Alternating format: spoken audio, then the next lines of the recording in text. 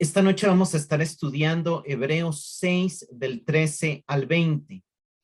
El título de este tema tiene dos títulos que al final son uno mismo. Es imposible que Dios mienta, y esta imposibilidad de que Dios mienta es la segura y firme ancla de la esperanza de nuestra alma. Leo Hebreos 6:13, porque cuando Dios hizo la promesa a Abraham, no pudiendo jurar por otro mayor, juró por sí mismo diciendo: de cierto te bendeciré con abundancia y te multiplicaré grandemente. Y habiendo esperado con paciencia, alcanzó la promesa. Porque los hombres ciertamente juran por uno mayor que ellos, y para ellos el fin de toda controversia es el juramento para confirmación. Por lo cual, queriendo Dios mostrar más abundantemente a los herederos de la promesa la inmutabilidad de su consejo, interpuso juramento. ¿Para qué? Por dos cosas inmutables en las cuales es imposible que Dios mienta, tengamos un fortísimo consuelo los que hemos acudido para asirnos de la esperanza puesta delante de nosotros, la cual tenemos como segura y firme ancla del alma y que penetra hasta detrás del velo, donde Jesús entró por nosotros como precursor, hecho sumo sacerdote para siempre, según el orden de Melquisedec. El autor en su libro empezó hablándonos de la superioridad de Cristo sobre los profetas como la palabra vivo y el cumplimiento de toda la palabra profética, sobre la superioridad de Cristo sobre los ángeles como el que reina y al que los ángeles sirven y obedecen, su superioridad sobre Moisés como aquel que no solamente fue fiel sobre la casa que construyó, sino que él mismo está edificando su casa, su superioridad sobre Josué como quien sí nos da entrada al reposo, y su superioridad sobre Aarón como un sacerdote que no solamente se compadece de nosotros, sino que fue perfecto en todo porque es el Hijo de Dios. Pero luego de hablar de la superioridad de Cristo y en ese intermedio, el autor ha estado incluyendo exhortaciones porque está preocupado por su audiencia. En el capítulo 2 nos exhortó a no descuidar la salvación tan grande que hemos recibido. En el capítulo 3 y 4 a no endurecer nuestro corazón para no quedarnos fuera del reposo. Pero en la última sección, él apuntó a lo que es el centro del libro y la parte más importante. Advirtió a su audiencia sobre el peligro de abrazar una vida en inmadurez y nos exhortó a avanzar hacia la madurez, a asumir esa identidad, esa adopción, esa salvación que ya poseemos, pero a seguir avanzando en ella, a no quedarnos estancados en la niñez espiritual, sino a crecer. ¿Por qué? Porque hay un riesgo de no entrar al reposo si se permanece en inmadurez, porque hay un riesgo de abrazar una vida que pueda mantener el fruto de la carne y termines manchando el testimonio de la iglesia, y que en un caso extremo termine en ser excomulgado de la iglesia. Y sin embargo, él suaviza esa exhortación recordándoles que ellos han dado evidencias de ser verdaderos creyentes, que hay un fruto de amor que es evidente y que eso pone en evidencia que ellos poseen la vida y los recursos para poder seguir avanzando hacia la madurez, pero necesitan seguir perseverando. Antes de la sección de hoy, en los versos 10 al 12, decía: porque Dios no es injusto para olvidarse de vuestra obra y del amor que habéis mostrado hacia su nombre, habiendo servido a los santos y sirviéndoles aún. Pero deseamos que cada uno muestre la misma solicitud hasta el fin para alcanzar la plena seguridad de la esperanza. Para el autor a los hebreos, la salvación no es solamente salvación de la paga del pecado, sino la salvación es la aspiración a una herencia. Esa herencia tiene que ver con la esperanza del creyente y la idea de perseverar en la fe, la idea de crecer en santificación, la idea de avanzar en madurez está conectada a esa idea de esa esperanza de heredar, de esa esperanza de ser recompensados. Y hay un riesgo. Se han vuelto algunos perezosos para oír, y por eso él inició mencionando esto en el 5:11 y en el 6:12, que es el verso inmediatamente anterior a la sección de hoy. Dice: a fin de que no seáis perezosos, sino imitadores de los que mediante la fe y la paciencia heredan las promesas.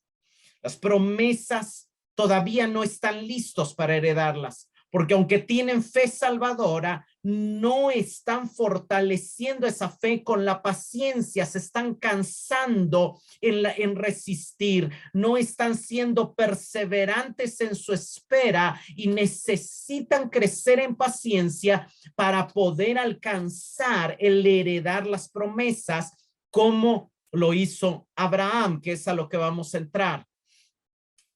El autor es bien claro. Nosotros no debemos desechar nuestra esperanza de gloria, nuestra esperanza de recompensa, nuestra esperanza de herencia hasta que se cumpla. Y vimos como un pasaje que ha sido muy usado para decir que la salvación se pierde, Hebreos 6:4-6, y que se ha usado tristemente para atemorizar a los creyentes, en realidad es un recordatorio de la irreversibilidad de la salvación y del inquebrantable fundamento que tenemos en Cristo como el autor y consumador de nuestra fe. Lo que él inició está comprometido a terminarlo, y la obra que él hizo es tan trascendente que es irreversible, y eso lo va a seguir afirmando el autor en el pasaje de hoy al recordarnos que Dios no miente. La intención de la advertencia de Hebreos 6 no es negativa, es positiva. Nos está recordando lo que poseemos, lo que hemos experimentado como resultado de la actividad redentora de Dios a través de Cristo, ese nuevo nacimiento, esa renovación única y verdadera y firme. La presencia de Dios, el acceso a Él y la salvación son realidades indudables en la vida de aquel que ha dado fruto, de aquel que surgió en amor, de aquel que fue iluminado, de aquel que ha gustado y ha participado del Espíritu. ¿Por qué? Porque el Espíritu vino a alguien como sello y como garantía de su resurrección. Obviamente no nos estamos refiriendo aquí a falsos creyentes que no han participado del Espíritu y que no han nacido de nuevo, sino a los verdaderos creyentes que han sido hechos participantes del Espíritu.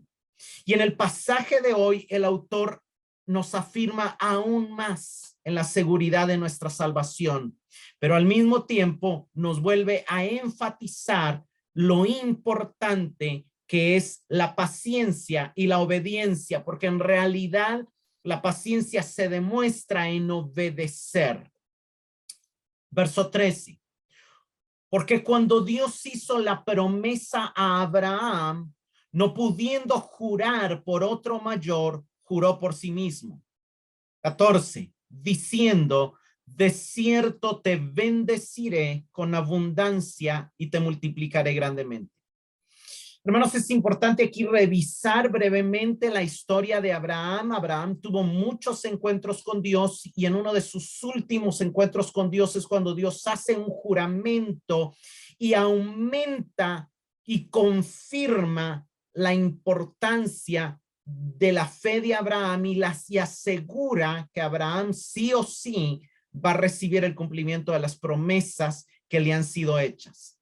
Abraham fue llamado por Dios en Génesis 12. Dios le dice: haré de ti una nación grande, te bendeciré, serán benditas en ti todas las familias de la tierra.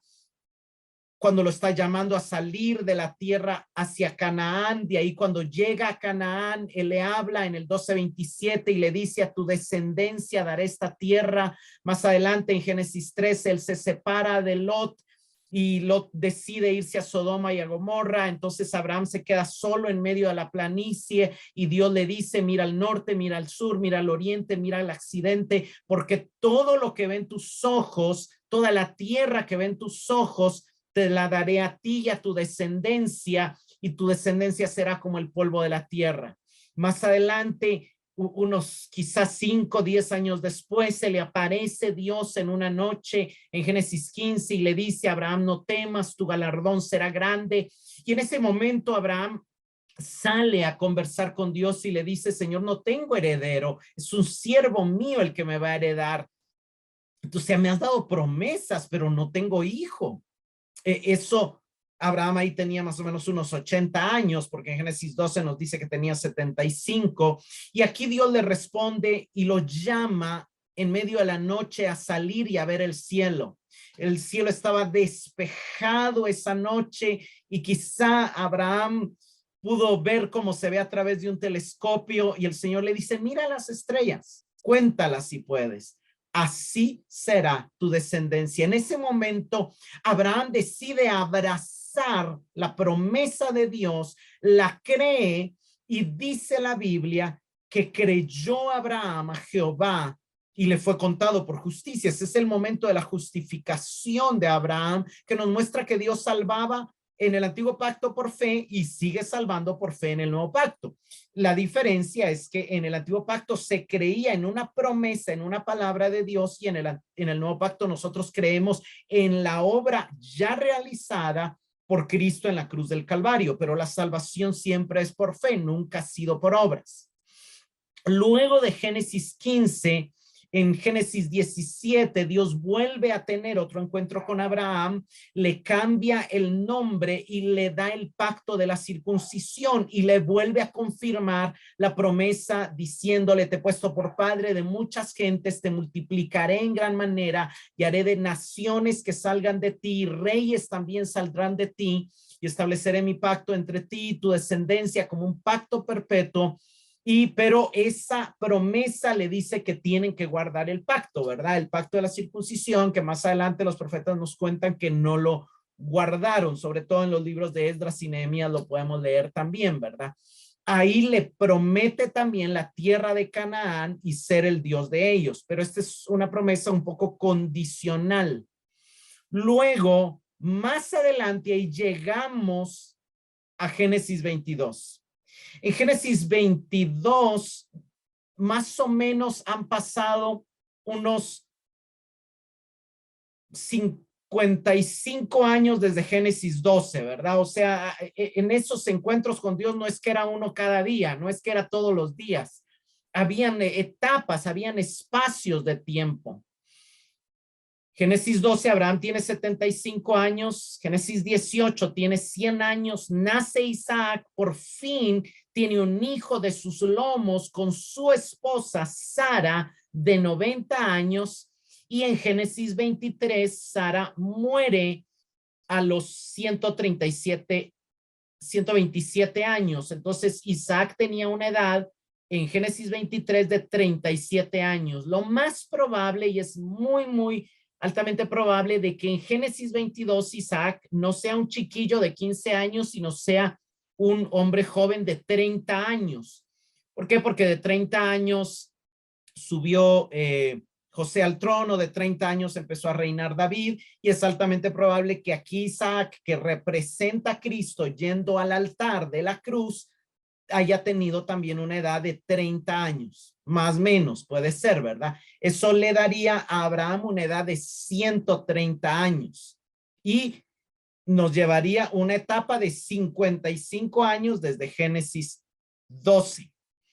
Vamos a ir a Abraham, a Génesis 22, a leer un poquito el contexto, porque en Génesis 22 es donde Dios jura por sí mismo algo a Abraham.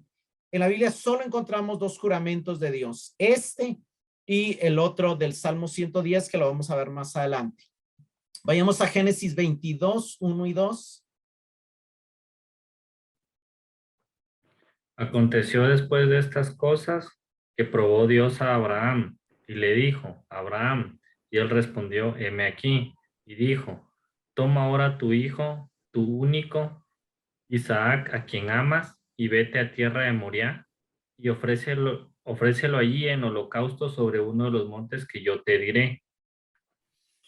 Hermano, no quiero agregar mucho, yo creo que todos conocemos esta historia, pero definitivamente surgieron dudas en la mente de Abraham.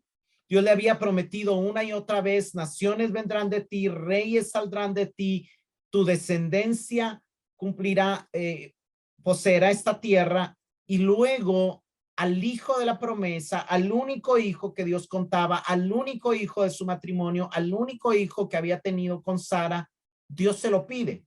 Dios se lo pide en sacrificio, pero claramente dice el pasaje que Dios está probando a Abraham. Dios está probando su fe y la fe es aprobada cuando se manifiesta en obediencia. Vayamos a Génesis 22 del 9 al 13.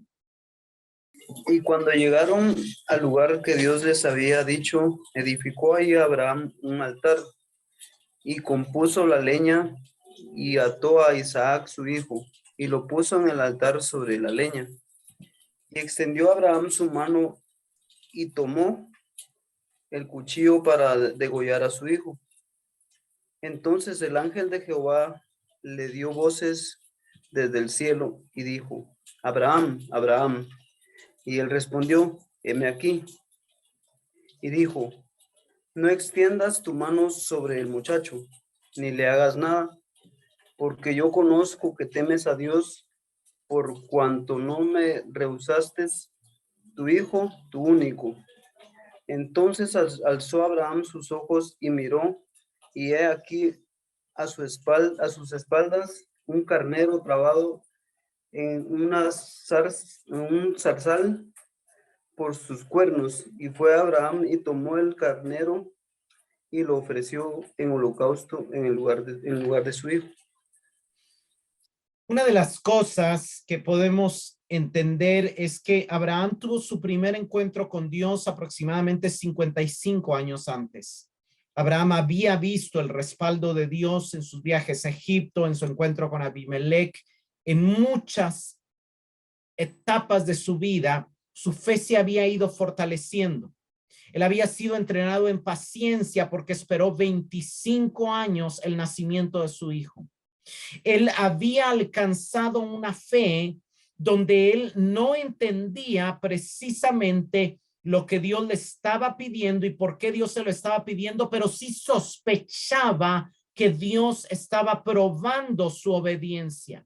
Y él decide demostrarle a Dios que él confía en él, que él confía en él al punto de estar dispuesto a matar a su hijo, aunque en el camino, cuando su hijo le preguntó ¿dónde está el cordero?, él casi que por fe le dice: Dios se proveerá de cordero. Hebreos nos va a decir que él también creía que Dios era poderoso para que si aún él mataba a su hijo, Dios podía levantar a su hijo de entre los muertos. La fe no está puesta en duda. Él no va subiendo la montaña reclamándole a Dios en drama, en llanto. Eso tal vez pasó 55 años antes, 50 años antes, 45 años antes.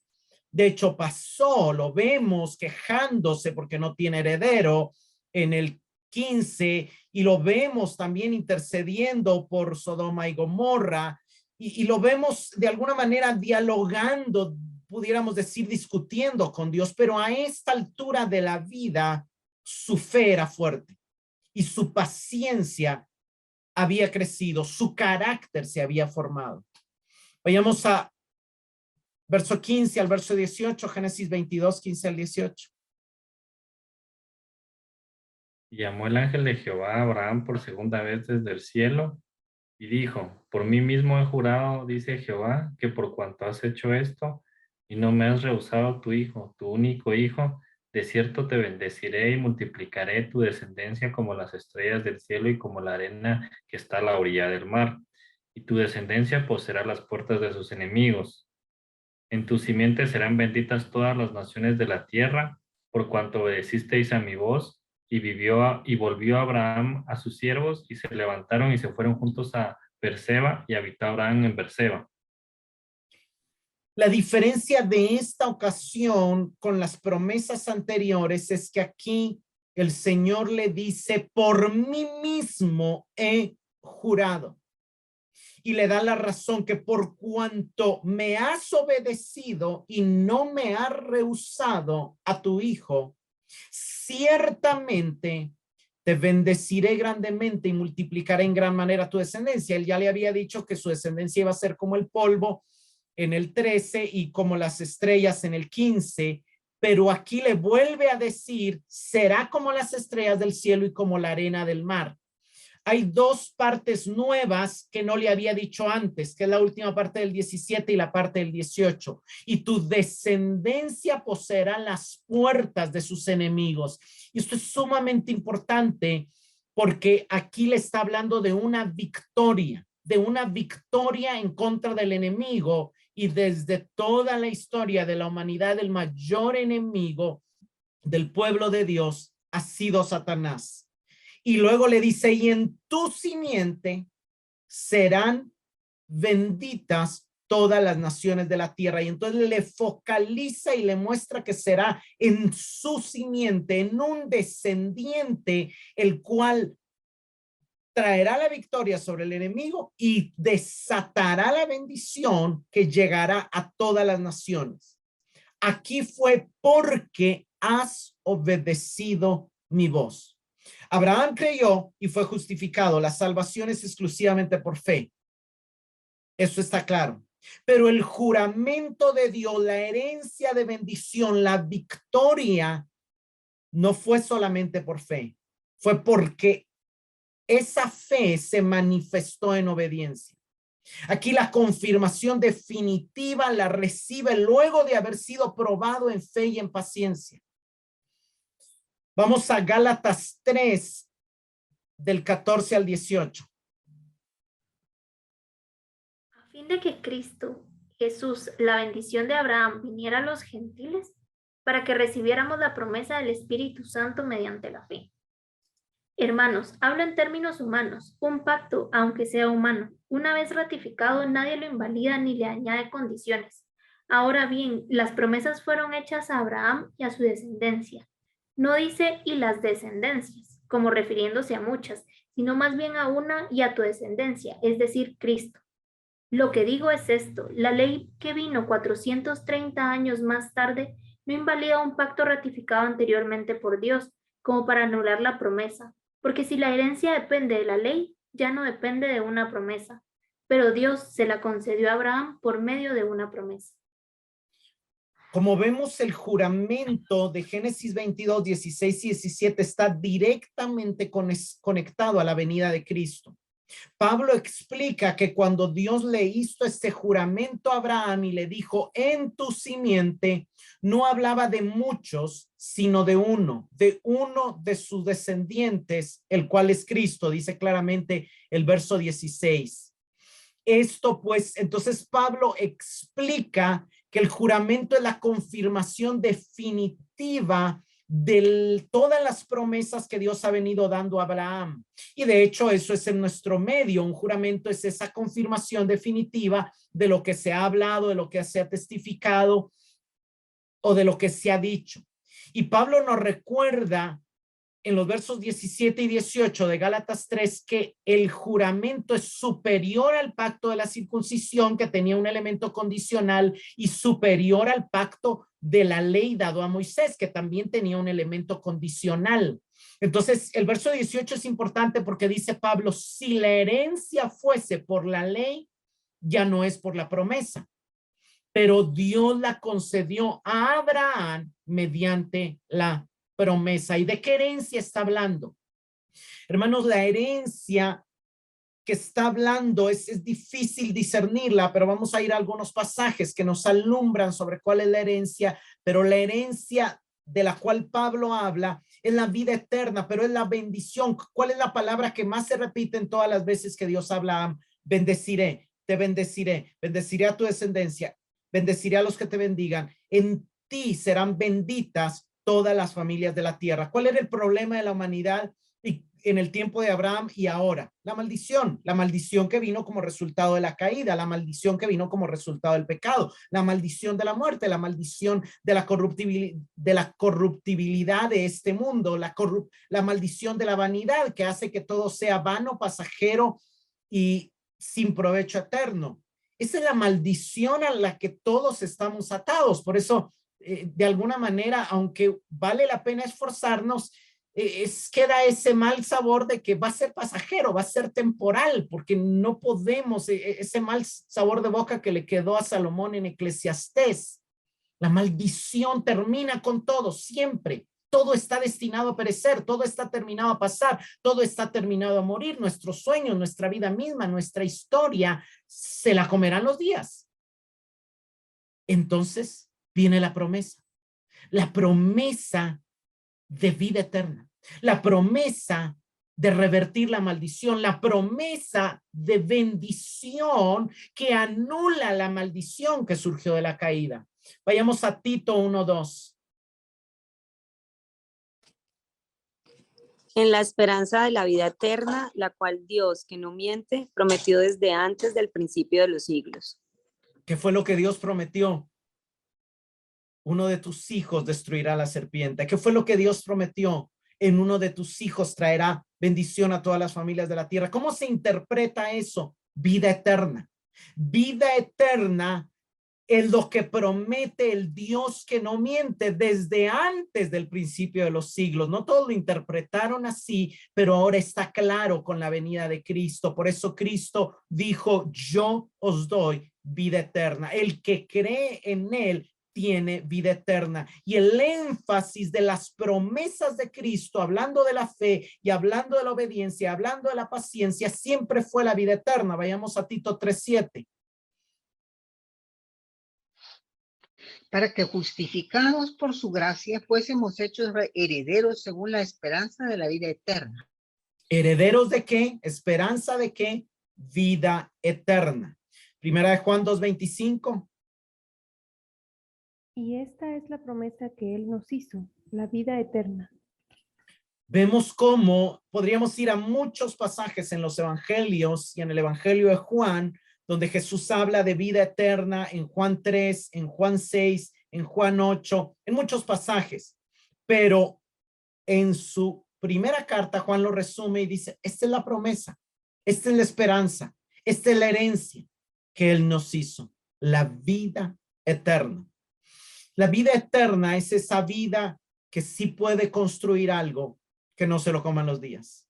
La vida eterna es esa vida que sale de las limitaciones que en este mundo nos condicionan, como el tiempo, el espacio, la sociedad, las leyes, la cortedad de la vida, el sufrimiento, la maldad.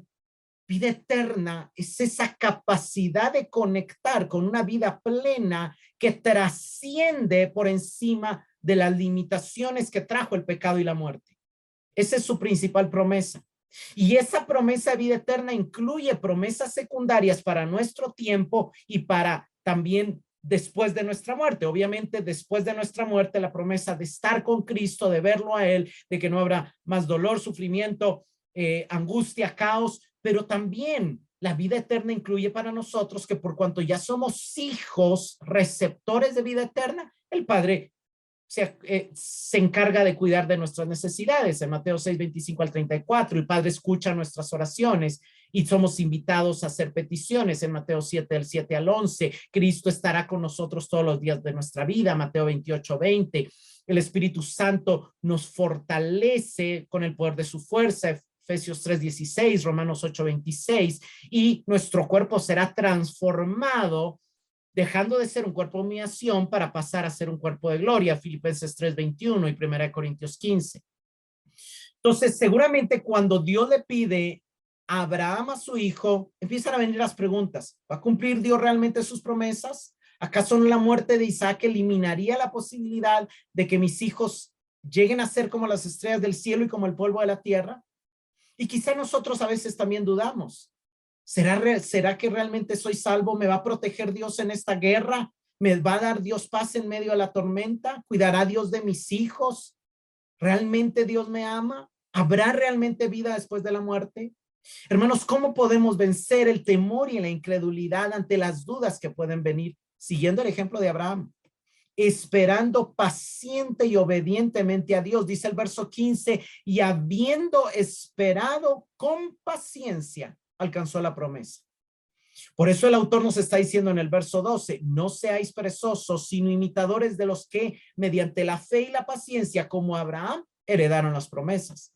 Abraham no fue perezoso. En el momento en que Abraham oyó el juramento de Dios, él entró en el reposo de Dios. De tal manera que tuvo la certeza que aunque sus ojos lo vieran en vida, no lo vieran en vida, Dios cumpliría su promesa. Dios enviaría a uno que sería descendiente suyo, que revertiría la maldición y los males del mundo, que traería victoria sobre el mayor enemigo que es la muerte y traería bendición, abundancia de bien y vida eterna a todas las naciones de la tierra. Vayamos a Hebreos 11 del 9 al 11. Dice, por la fe habitó como extranjero en la tierra prometida, como en tierra ajena, morando en tiendas con Isaac y Jacob, coherederos de la misma promesa, porque esperaba la ciudad que tiene fundamentos, cuyo arquitecto y constructor es Dios. Abraham recibe el juramento y ya no se preocupa de hacer casa, ya no se preocupa de comprar tierra, ya no se preocupa, lo único que compra son los sepulcros, el lugar donde los van a enterrar, pero él empieza a ver hacia la eternidad. Él empieza a aferrarse a esa certeza de que va a pasar a vivir más allá de lo que viva en esta tierra y de que su morada final y última va a ser en una ciudad cuyo arquitecto y constructor es Dios. A eso lo llevó el haber esperado con paciencia. Sigamos en Hebreos 11 del 13 al 19. Conforme a la fe murieron todos estos sin haber recibido lo prometido, sino mirándolo de lejos y creyéndolo y saludándolo y confesando que eran extranjeros y peregrinos sobre la tierra. Porque los que esto dicen claramente dan a entender que buscan una patria, pues si hubiesen estado pensando en aquella de donde salieron, ciertamente tenían tiempo de volver, pero anhelaban una mejor, esto es, la celestial, por lo cual Dios no se avergüenza de llamarse Dios de ellos, porque les ha preparado una ciudad. Por la fe Abraham, cuando fue probado, ofreció a Isaac, y el que había recibido la promesa ofrecía a su unigénito. Habiéndosele dicho, en Isaac te serán llamada descendencia, pensando que Dios es poderoso para levantar aún de entre los muertos, de donde, en sentido figurado, también se volvió a recibir. Miren, hermanos, cuando dice conforme a la fe murieron todos estos, se refiere a Abraham, Isaac y Jacob, quienes no vieron en su vida la vida eterna, quienes no vieron en su vida la posesión de Canaán, quienes no vieron en su vida sus descendientes como las estrellas del cielo, pero que vivieron con la certeza de que el viaje no terminaba aquí. Y se vieron a sí mismos, Abraham, Isaac y Jacob, como extranjeros y peregrinos sobre la tierra. Por eso no les interesó comprar tierra, por eso vivieron como nómadas, solamente abriendo pozos y solamente teniendo relaciones con quienes podían tener relaciones. Pero ellos tenían su mirada no en esta tierra, sino en la celestial. Por eso Dios no se avergüenza de llamarse Dios de ellos, porque les ha preparado el disfrute de la vida eterna. Y luego el autor nos explica qué fue lo que pasó por la mente de Abraham cuando Dios le pidió a su hijo en sacrificio. Dice que Dios le dijo, ofréceme a Isaac, pero como él había recibido las promesas y sabía que Dios le había dicho, en Isaac te será llamada descendencia, él no dudó en entregarlo. Él no subió con ese drama que a veces nos han presentado algunos predicadores, llorando y quejándose y en lágrimas. No, él estaba convencido de que aunque él matara a su hijo, Dios era poderoso para resucitarlo de entre los muertos. ¿Por qué? Porque tenía la certeza de la vida eterna. Porque tenía la certeza de que nuestro Dios es más poderoso que la muerte. Y de ahí, en sentido metafórico, le volvió a recibir de la muerte misma. Hermanos, Abraham esperó por el nacimiento de su hijo. Esperó por la provisión de un cordero y por la resurrección de su hijo, porque esperaba que la bendición de Dios venciera la maldición que trajo la caída y el pecado sobre la tierra. Esa fe, esa paciencia, esa obediencia en la cual él perseveró durante años, hizo que Dios le confirmara con juramento que en su simiente, el cual es Cristo, serían bendecidas todas las naciones de la tierra. ¿Y qué pasó? Descansó en la realidad.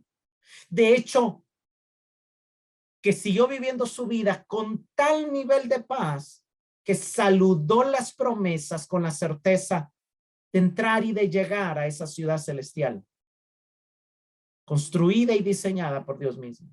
Ese es el ejemplo que nos llama a seguir el autor.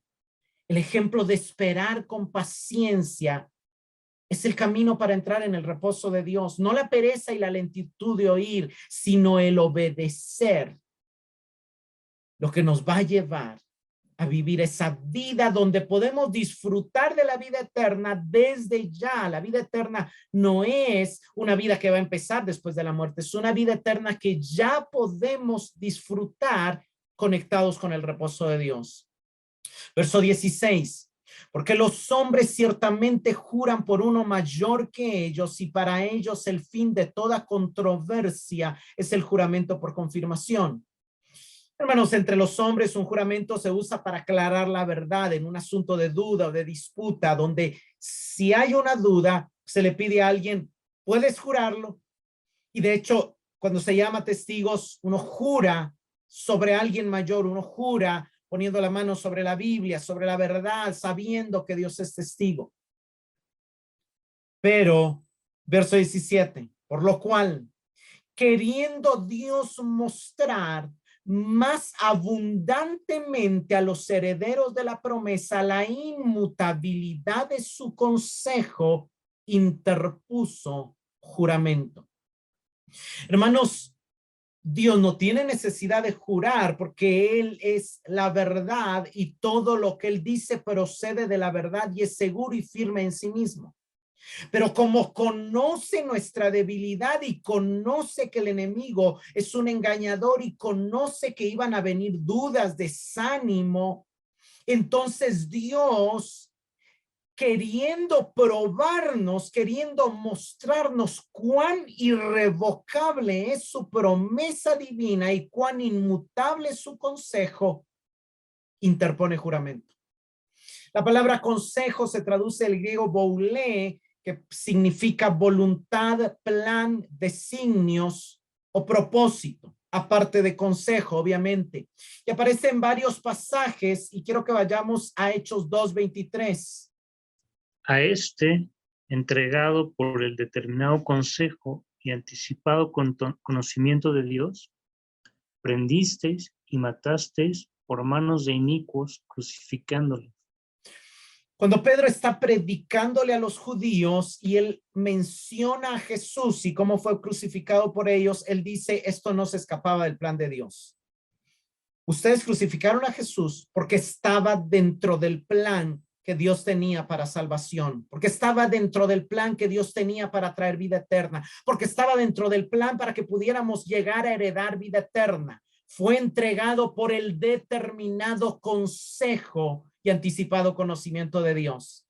En Hechos 4, al 27 al 28, ellos, después de haber ido a la cárcel, oran a Dios y le dicen al Señor, Señor, los judíos se unieron contra tu santo hijo Jesús, a quien tú ungiste, pero todo fue para hacer cuanto tu mano y tu consejo había determinado que sucediera. Y vemos que el consejo es el plan de Dios.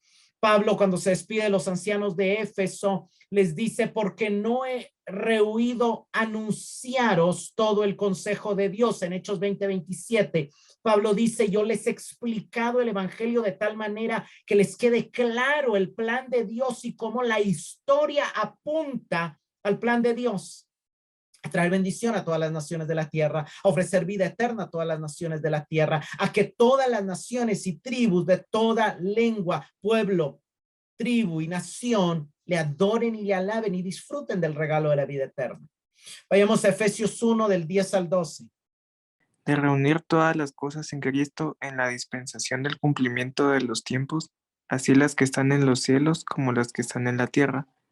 En él, asimismo, tuvimos herencia, habiendo sido predestinados conforme al propósito del que hace todas las cosas según el designio de su voluntad, a fin de que seamos para alabanza de su gloria, nosotros los que primeramente esperábamos en Cristo. Vean cómo Pablo menciona el término herencia en el verso 11 y al principio y al final dice, ¿para qué?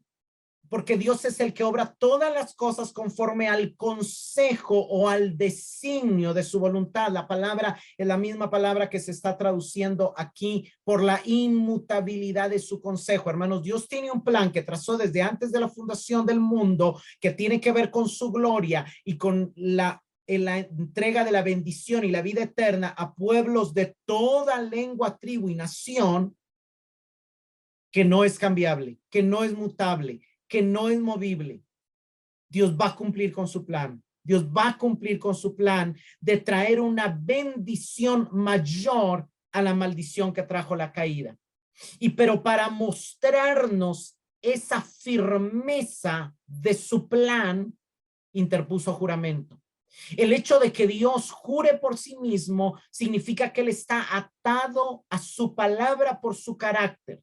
Él va a cumplir su palabra porque su carácter es veraz, es fiel, es fidedigno. El juramento divino provee la garantía que excluye toda duda y afirma la validez de la promesa. Y nuevamente el autor nos está diciendo, la vida eterna está asegurada. Verso 18, para que por dos cosas inmutables, en las cuales es imposible que Dios mienta, tengamos un fortísimo consuelo los que hemos acudido para asirnos de la esperanza puesta delante de nosotros. Hermanos, las dos cosas inmutables a las que el autor se refiere es primero el consejo que le acaba de decir que es inmutable, su consejo es inmutable, y la segunda cosa inmutable que le da más seguridad al consejo es el juramento. Ya su plan es inmutable, pero aún así Dios añade un juramento para darnos una doble fuente de seguridad. Algún comentarista también opina aquí que el autor se puede estar refiriendo a los dos juramentos que están dentro de su consejo. El juramento de Génesis 22:16 de hacer de Cristo la simiente de Abraham, la fuente de bendición para todas las naciones de la tierra, y el juramento dado a Jesucristo, que es la única otra ocasión donde Dios jura en la Biblia, en el Salmo 110:4, donde dice, el Señor ha jurado y no se retractará. Tú eres sacerdote para siempre, según el orden de Melquisedec. Hermanos, Cristo mismo es la palabra escatológica de la promesa.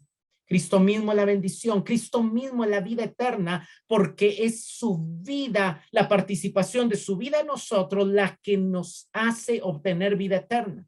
Él es nuestra paz, Él es nuestro gozo, Él es nuestra abundancia, y su obra redentora y mediadora como nuestro sumo sacerdote ha sido confirmada con juramento. Dios le juró, te hago sacerdote para siempre, no un tiempo, para siempre, según un orden superior al sacerdote levítico, según el orden de Melquisedec. En estos dos fundamentos, en la verdad del plan de Dios acerca de Cristo y en el juramento acerca de Cristo, se establece la certeza de que es imposible que Dios mienta. Y esto es tan importante para nosotros porque el autor nos dice que en esta realidad de la imposibilidad de que Dios mienta, tenemos un fortísimo consuelo los que hemos acudido para asirnos de la esperanza puesta delante de nosotros. En la Biblia de las Américas dice, para que seamos grandemente animados los que hemos huido para refugiarnos, echando mano de la esperanza delante de nosotros. Y la palabra acudido o hemos huido para refugiarnos realmente es una palabra del griego catafijontes, que significa huir buscando refugio. Y aquí el autor está recordando que Dios designó a través de Moisés y de Josué 3 ciudades que se llamaban ciudades de refugio para que huyera el homicida que involuntariamente hubiera matado a su vecino. Hermanos, los cristianos somos fugitivos huyendo de nuestra naturaleza pecaminosa, de la maldad del mundo, buscando refugio y liberación completa en Dios. Esa es nuestra esperanza, que Dios se acuerde de nosotros, que Dios nos libere de la maldad, del dolor, del sufrimiento, del temor, que Dios nos permita ingresar en su reino, en su gloria, en la comunión perfecta con Él. Esa es nuestra esperanza. Y el juramento de Dios y el plan de Dios nos dan una alta seguridad de que esa esperanza se va a cumplir. Podemos echar mano de esa esperanza.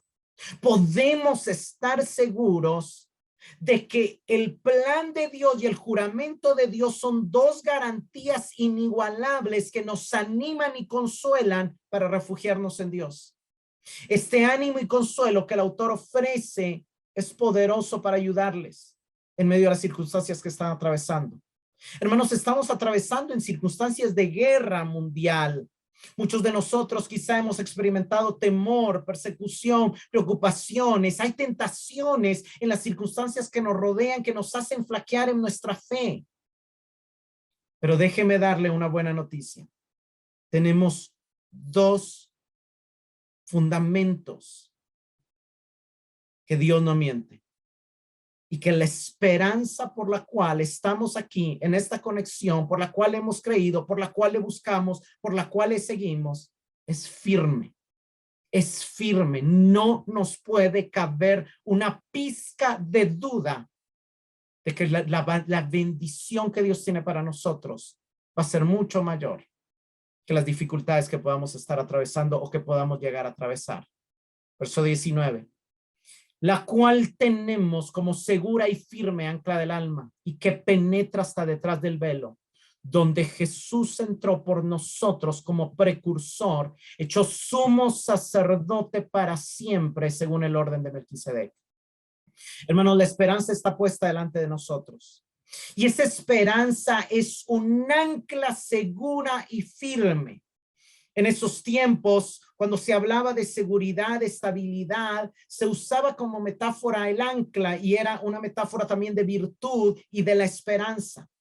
¿Por qué? Porque un barco podía ser arrastrado por el viento y llevado a la deriva y podía naufragar y perderse, pero cuando estaba anclado, aunque el viento fuera muy fuerte, no se lo iba a llevar. Y el autor nuevamente nos está recordando de que sí, hay vientos de persecución, hay vientos de temor, hay vientos de falsa doctrina que intentan arrastrarnos y que corremos riesgos si permanecemos en inmadurez de ser arrastrados, porque un niño, dice Pablo, es llevado por las olas del mar. Pero que si avanzamos hacia la madurez y formamos esa paciencia y hacemos crecer la esperanza en nosotros, esa esperanza va a ser un ancla que no va a dejar que nada nos mueva, que nada nos arrastre. Podrán venir vientos y tormentas, pero estaremos firmes, estaremos seguros, estaremos en paz, estaremos en el reposo de Dios. Lo que sostiene la vida cristiana es la esperanza de encontrarnos con la gloria y la majestad de Dios que está detrás del velo, donde entró Cristo como nuestro precursor. Detrás del velo hace referencia a ese lugar donde el sumo sacerdote solamente entraba una vez al año. Detrás del velo estaba la gloria, la presencia, la misericordia, la voz, la majestad del Dios Todopoderoso, la fuente de todo bien y de toda perfección. El contenido de la esperanza, hermanos, es la seguridad de que habiéndose ya consumado en la cruz la redención por medio de Cristo, ya podemos acercarnos a Dios en servicio sacerdotal. De hecho, Él ya nos animó en el 4:16 a acercarnos a Dios a través de la oración. Él nos lo va a volver a decir en el 7:19, que la mejor esperanza es que ya podemos tener comunión con Dios, ya podemos tener acceso al cielo, ya podemos disfrutar de la vida eterna. No tenemos que esperar a morirnos. Jesús ya entró como nuestro precursor, ya es nuestro sumo sacerdote para siempre y cortó el velo, nos hizo sacerdotes juntamente con Él y nos dice, vengan, puedan entrar, pueden hallar aquí refugio, pueden hallar aquí consuelo, pueden hallar aquí descanso, pueden hallar aquí el amor de Dios, pueden aquí deleitarse en la gloria y en la majestad de Dios y olvidarse de esos distractores que el enemigo levanta para desanimarlos, atemorizarlos y hacerlos flaquear en su fe. Jesús entró para inaugurar el nuevo orden sacerdotal vigente en el nuevo pacto y a través de su muerte aseguró la purificación de nuestros pecados y la posibilidad de tener comunión con Dios. La palabra precursor es en el griego prodóromos, que significa el que corre adelante, una persona que llega antes y abre y corta la meta para que los demás puedan entrar. Hermanos, quizá el escritor escuchó la pregunta de alguien. ¿Cuál es la garantía que tenemos de que vale la pena esperar en Dios y obedecerle? Y le responde, la esperanza que tenemos delante de nosotros y el juramento y la confiabilidad de Dios. La esperanza que incluye bendición, que hace ver la maldición como nada. La esperanza que incluye reconciliación, que nos abre el acceso para volver a tener comunión con el Dios vivo, la fuente de vida eterna y de todo bien posible. Esperemos con paciencia la gloria, pero mientras esperamos la redención de nuestro cuerpo, disfrutemos la posibilidad que ya tenemos de tener comunión con Dios y acceso a Él. Anhelemos la plenitud de la vida eterna en su clímax, pero no sin disfrutar la vida eterna que ya portamos, que ya tenemos. Hermanos, si desde esa realidad menospreciamos el valor que el mundo le da a la comodidad, al dinero, a las posesiones, no negándolo completamente, sino dándole el lugar correcto, un valor temporal y pasajero. Vivamos como peregrinos y extranjeros en esta tierra, esperando con paciencia el cumplimiento del plan de Dios, porque Dios ha dicho y Él lo hará. Cristo dijo que iba a regresar, y así como los que le vieron subir, le vieron en las nubes, así le veremos descender. Sea que estemos vivos o si no, estando resucitados, pero todos experimentaremos su gloriosa venida, su glorioso retorno. Fortalezcamos nuestra fe y nuestra paciencia de modo que podamos vivir en esta tierra como peregrinos y extranjeros. Nuestra esperanza de gloria está segura porque depende de la obra certera que Cristo ha hecho, abriéndonos acceso a Dios y de la garantía del juramento que Dios le hizo, que Él será nuestro sumo sacerdote para siempre. Porque el Señor ha jurado y no se retractará, diciéndole a Cristo, tú eres sacerdote para siempre, según el orden de Melquisedec. Colosenses 1:27 dice, a quienes Dios quiso dar a conocer cuáles son las riquezas de la gloria de este misterio entre los gentiles, que es Cristo en vosotros, la esperanza de gloria. Hermanos, nuestra esperanza de gloria no es el cielo. Nuestra esperanza de gloria no es la resurrección. Nuestra esperanza de gloria es Cristo mismo. Que tenerlo a Él es ya tener el cielo. Que tenerlo a Él es tener segura la resurrección. Que tenerlo a Él es tener comunión con Dios. Que tenerlo a Él es tener refugio en medio de las tormentas y las dificultades de la vida. Yo no sé qué situaciones difíciles y complicadas estarás tú viviendo en este momento. Todos estamos tensos y preocupados ante una posibilidad de una tercera guerra mundial, de una guerra nuclear, de una catástrofe mundial. Pero tenemos una esperanza. Tenemos un ancla que aunque soplen vientos muy fuertes, puede mantener nuestra barca segura, quieta, tranquila y reposada. Como preguntas de reflexión, ¿de qué manera te ves a ti mismo y a los demás luchando por confiar en Dios y en su palabra hoy? ¿Cómo te ayuda este pasaje a aumentar tu confianza y descanso en Dios? ¿Qué tan fácil te ha sido esperar pacientemente en el Señor cuando a veces ves que lo que esperas no se da? ¿Te consideras un fugitivo que huye de su propia maldad y de la maldad del mundo para refugiarse en Dios, en su presencia y en la esperanza de su gloria? Es la meta máxima de tu vida conocer más de la gloria de Dios y estar con Él por siempre. ¿Ves a Cristo como tu mediador y tu precursor para llegar allí? Aumenta este entendimiento, la certeza de nuestra salvación, y te das cuenta cómo el autor no puede estar diciendo que la salvación se pierde al principio del capítulo, como algunos lo interpretan.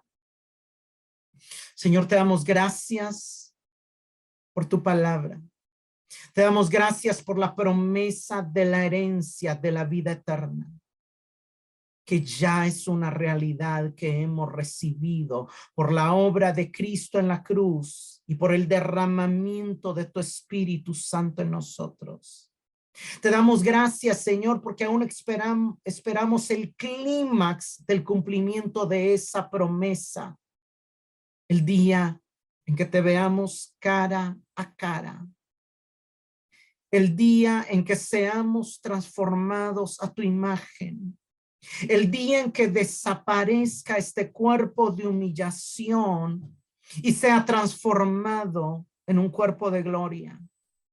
El día en que ya no oigamos más de dolor, de guerra, de enfermedad, de muerte, de pecado, de temor. Anhelamos, Señor, que ese día llegue, pero también clamamos para que nos ayudes a disfrutar la conexión que ya tenemos con tu gloria, en la posibilidad de entrar a tu presencia, donde ya no hay velo, donde tú entraste antes de nosotros para abrirnos el camino nuevo y vivo que no existía, donde en cualquier momento y en cualquier lugar podemos huir del temor, de la aflicción, del dolor, y entrar en esa ciudad de refugio, que es la comunión contigo, que es la comunión con tu presencia, que es el disfrute de tu amor y de tu gloria. Señor, permítenos experimentar la dulzura de tu amor, la certeza de tu salvación y la confianza de la esperanza y la seguridad de que tú realizarás tu plan de reunir todas las cosas bajo el gobierno de Cristo y de que seamos para la alabanza de tu gloria, viviendo para glorificar tu nombre y al mismo tiempo para deleitarnos en ti. Gracias, Señor, por esta maravillosa palabra que nos anima, nos consuela y nos fortalece.